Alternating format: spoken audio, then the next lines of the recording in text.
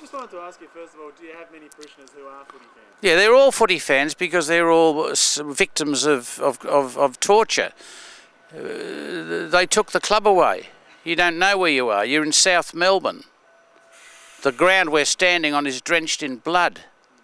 You see, the Bloods. But they've taken it away from us, so we're all here, we're all grieving. We have grieving services every day here.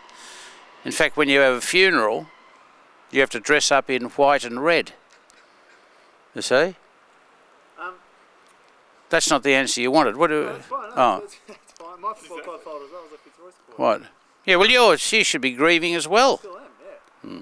Do you have many parishioners who actually ask for your assistance for their team to have? No, but they've got the look. You see, this is in this town, South Melbourne, Port Melbourne. They don't talk much, but they've got the look. What's the look? Well, the look is, you better pray for our team. No, you don't have to. You just see that look and then you know that you've got to go and say, by the way, ladies and gentlemen, let us now invoke divine, whatever it is, assistance. Yeah. For I can't talk about Collingwood here because you see they're all Sydney Swans. Right. The funerals you have here, you see they all end up with the Swans theme song. See? Now I daren't mention Collingwood. So I was sentenced to this place in 1973, and I daren't say anything about Collingwood. Why not? And this is 2000 or whatever it is, 9. The very year that Collingwood's going to win the premiership. See what I mean? Because Nick Maxwell says he is. And then he disappeared off the scene straight away. You didn't hear that from? Yeah, I've heard it. What have you heard? Don't worry about that. He's written a letter to us, Nick, saying, listen, I'm going to lead you through this year, but you see that the letter, there's a blank space down the end, he hasn't signed it, because he may realise that in fact he mightn't be leading us through the NAB Cup. Just explain to us what you do have in your... Well, I got in my hand today in the mail is this magnificent, look at this. I've never had one of these in my life, since 1938 or something. This is the tin. We got a tin now, and it's a tin full of goodies. See all that in there? No, I can't see it. Well, here.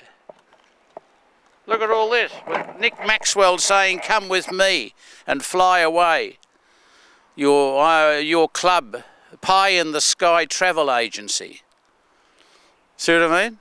And we got the lovely, what do you call it, footy cards that we grew up with. We would have killed for these footy cards. And here we've got them now in a plastic box. Look at that, legends and captains. Plus a thing to stick around your neck. Make sure you don't get lost at the ground, because we're old now. See? All of that. Plus this, they made me... Look at me, I'm in the pictures here standing next to the mascot. Here I am, look at that. Now you wouldn't be able to pick me, would you? See, I've always wanted to get close to the mascot. So they're using you for their marketing? They're using me kind of, if this old fool can find his way to the football, any of yous can. See what I mean? They kicked out the cheer squad and they've hired me.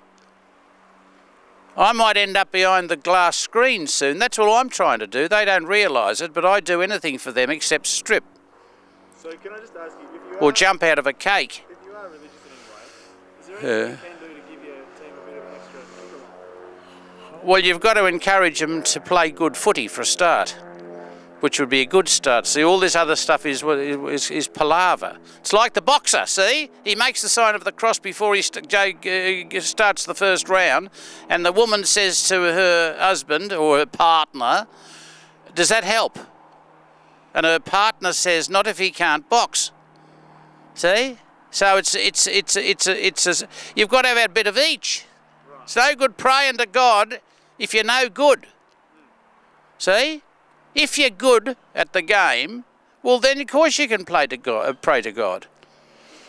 But you notice you didn't notice that verbal likeness. Pray, play. Did you? No.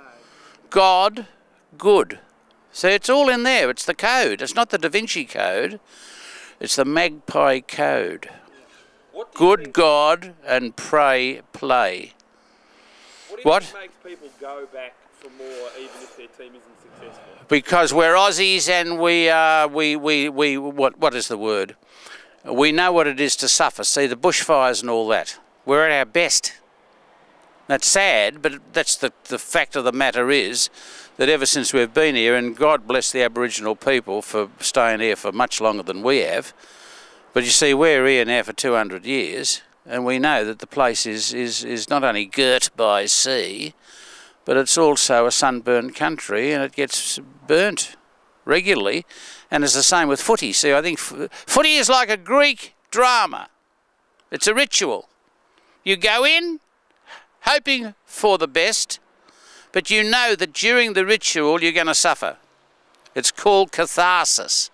You have to purge yourselves of toxic emotions, and that's what you do at the footy. That's what I reckon.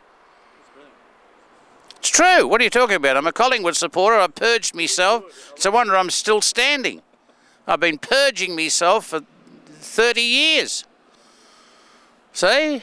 That's why we carry plastic buckets with us. Because the purging oftentimes is... What? If the Pies could win a premiership, would there be a sentence of enlightenment? Yes, for a moment. Because you see, with every success comes the knowledge that there's going to be a downside to it. See, sad, isn't it? We can't enjoy ourselves. We enjoy ill feeling. You see? We're good fun, but I mean, at the same time, I mean, I think, I've said for the Collingwood a club specially designed for bipolars. You see, we're either manic or we're in the depths of depression. Now, it's a toss-up. I said to blokes that I go to the football with, I've seen them enjoy themselves far more when we are playing dreadfully and we're applauding the opposition and booing our own players. It's extraordinary. To me, it's a Greek drama.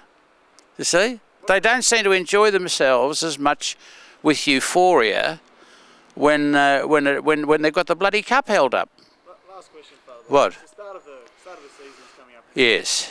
Adelaide versus Collingwood. Joffa, Yeah, he's still in. He survived. Someone like Joffa, what would be your advice to him, with the season about to start? Well, I think first of all he's got to keep his eye on the administration because they're out to purge as well. See, we're all into the purgatives just now, and his cheer squad's been purged, but then he's remained as the high priest. You see, everybody watches Joffa, see, and his golden, what do you call it, jacket. See, even Kennett wouldn't have won the premiership without the golden jacket.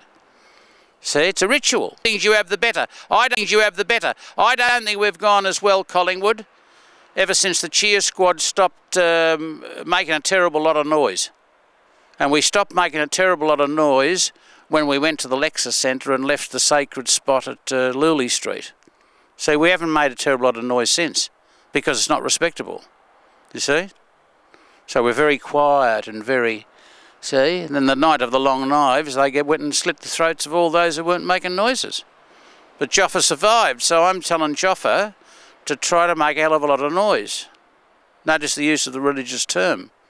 A hell of a lot of noise. See? Anyhow, it's a pleasure to do business with yous.